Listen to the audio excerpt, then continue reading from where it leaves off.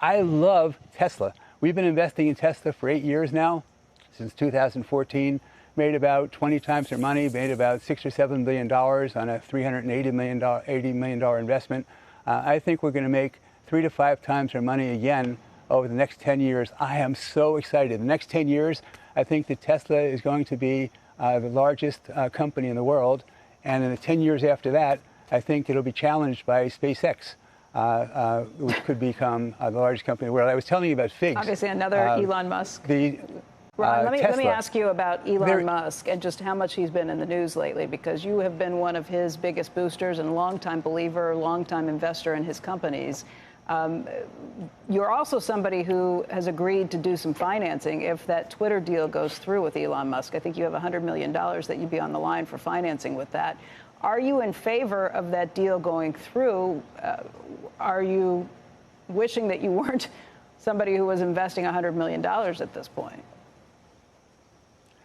Well, he made us $7 billion so far, and on a $380 million investment.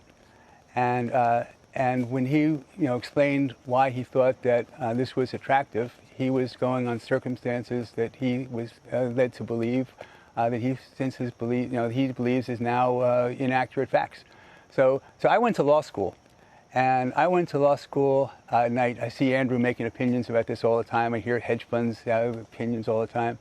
But I went to law school, and the first night, I went at night on a scholarship. I worked in the patent office in the daytime. And the first night I'm in class, I took a contracts class, and it was with Monroe Friedman. And he hands out this book, big, thick contracts book, and it says, read these cases and come back tomorrow, we'll discuss them. 100 people in the classroom. And we go back the next day, and he says, what do you think happened here? And everybody raises their hand, and then he says, no, this is what happened. And then he shows the next case. What do you think happened? Fewer hands go up, and he says, what do you think happened? And everyone says the same thing. He says, no, that's not what happened. This is what happened. And then he asks the final one, and the fewer hands still go up, and he raises his hand, and then he says, no, this is what happened, the opposite.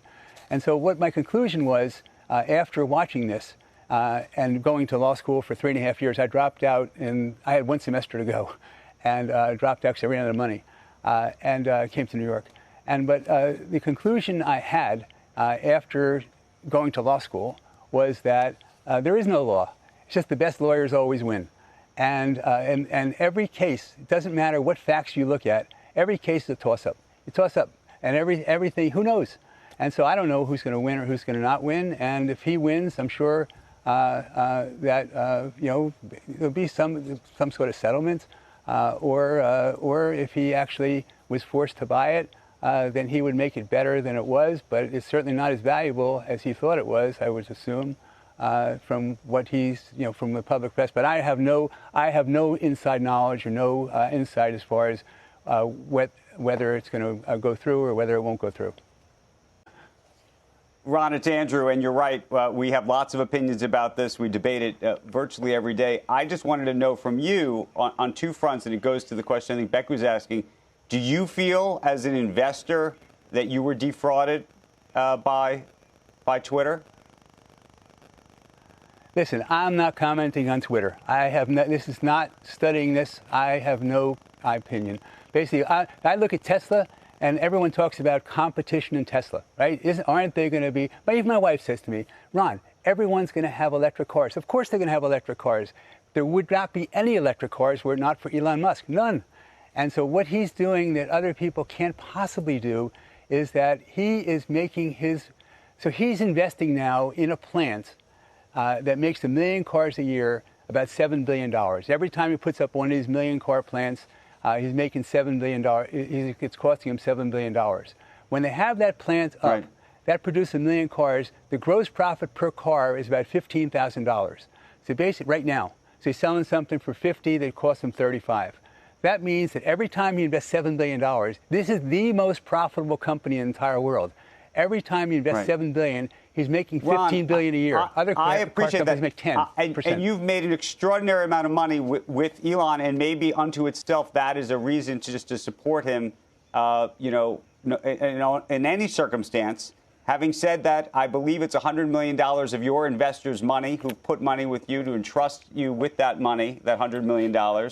And we're looking at a situation where if he's forced to buy it, I think people believe, I don't know if you believe this, that the unaffected price of Twitter today is probably half of what he paid. Now, maybe over time that changes and maybe he's able to improve it. But how, as an investor, do you think about that?